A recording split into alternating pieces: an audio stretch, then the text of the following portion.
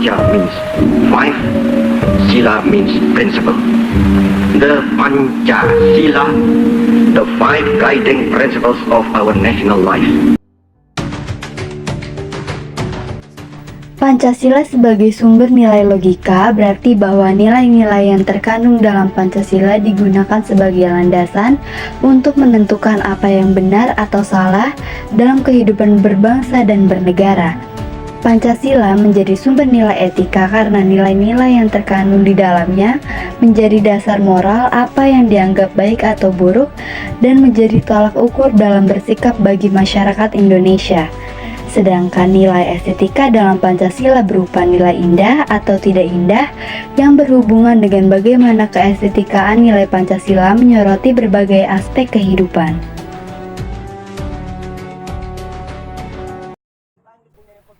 Selasa malam hari 29 Agustus 2023, umat Kristen di Padang diintimidasi dan dibubarkan saat kebaktian. Hal ini terjadi sesaat Jemaat Gereja Bethel Indonesia Sola Gracia di Lubuk Begalung memulai kebaktiannya sekitar pukul 20.10 waktu setempat. Lalu seorang perempuan berteriak sambil membawa kayu dan memecahkan jendela. Sontak seluruh jemaat keluar. Insiden ini telah dilaporkan ke polisi dan pelaku sudah diamankan. Namun polisi memulangkan pelaku dengan alasan mengalami gangguan kejiwaan. Peristiwa intimidasi tersebut merupakan nilai logika yang salah pada Pancasila sila ke-1. Seharusnya setiap warga negara dapat merasa aman tanpa merasa terintimidasi dan melaksanakan ibadahnya. Kejadian tersebut merupakan pelanggaran pasal 29 ayat 2 di mana negara menjamin kemerdekaan tiap-tiap penduduk untuk memeluk agamanya masing-masing dan untuk beribadat menurut kepercayaannya itu. Solusi atas kejadian ini ialah perlunya pengkajian dan pemahaman terhadap penerapan Pancasila, terutama dalam kasus ini sila ke-1, melalui pendidikan formal maupun non-formal, sehingga terjadi pengurangan pelanggaran yang diakibatkan oleh kekurangan pengetahuan. Selain itu, perlu pula pengawasan dan penegakan hukum. Jika sudah kejadian seperti ini, maka perlu adanya penegakan hukum. Jika tidak ada, maka ada pengabaian negara terhadap pelaku dan tentunya korban.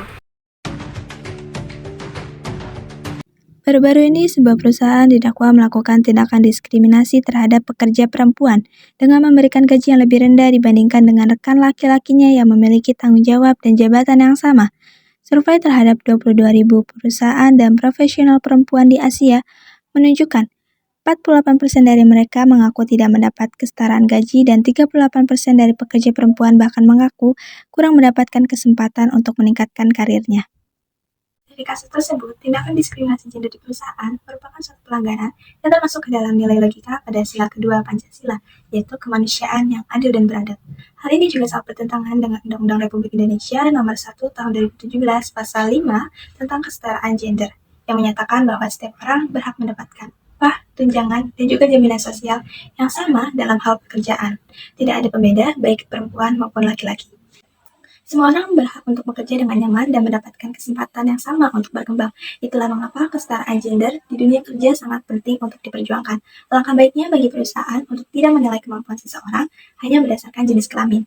Jika perusahaan bisa mengatasi masalah kesetaraan gender, maka tidak hanya menguntungkan salah satu pihak, tapi juga seluruh perusahaan akan diuntungkan. Kaum perempuan sudah cukup lelah dengan segala stigma, persepsi, dan juga konstruksi sosial yang dibebankan pada mereka. Setidaknya lingkungan kerja mereka kini bisa menjadi sebuah ruang yang aman dan nyaman untuk bekerja. Komisi Nasional HAM atau Komnas HAM mendesak pemerintah tetap mengedepankan perlindungan HAM setelah mengganti istilah kelompok separatis teroris KST menjadi OPM.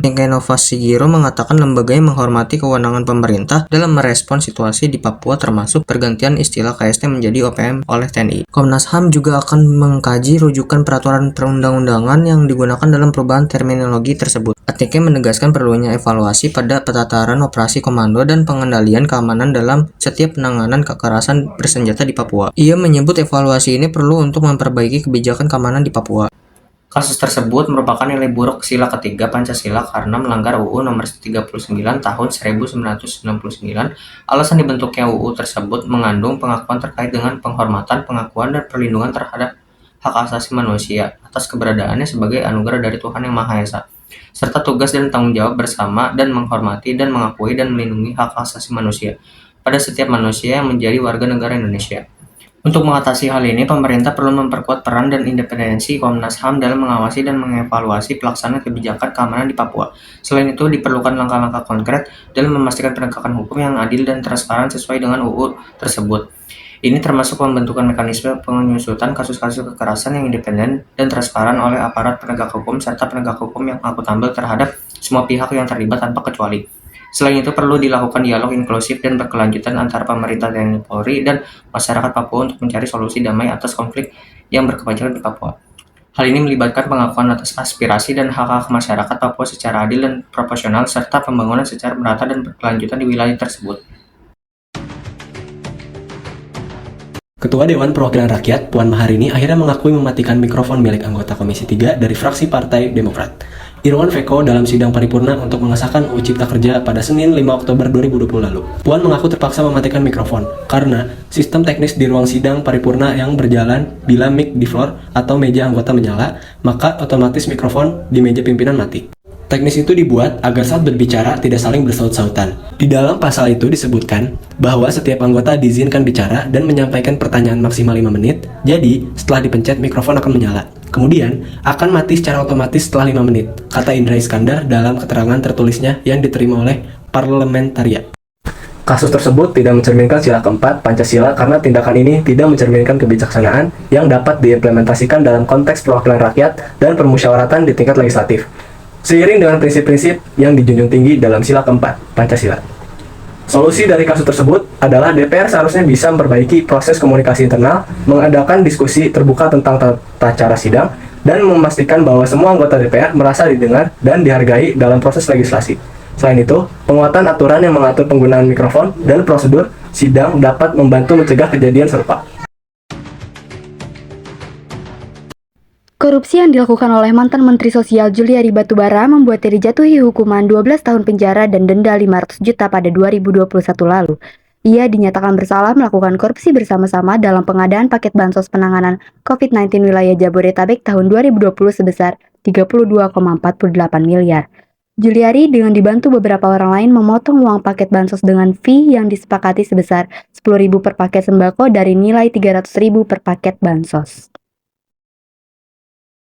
Kasus korupsi tersebut merupakan nilai buruk sila kelima Pancasila sebab perilaku korupsi tidak sama sekali mencerminkan sikap menghormati hak orang lain. Uang yang dikorupsi tersebut merupakan uang yang bukan haknya tetapi malah diselewengkan untuk memperkaya diri sendiri. Hal tersebut merugikan masyarakat terutama di tengah pandemi COVID-19 yang membutuhkan bantuan sosial.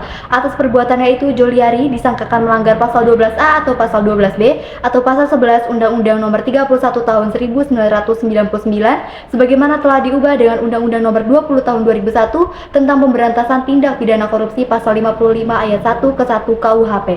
Solusi atas kasus tersebut adalah meningkatkan transparansi dan akuntabilitas dalam pengelolaan dana bantuan sosial, serta memperketat pengawasan terhadap proses pengadaan dan distribusi bantuan agar tidak terjadi penyalahgunaan kekuasaan dan korupsi.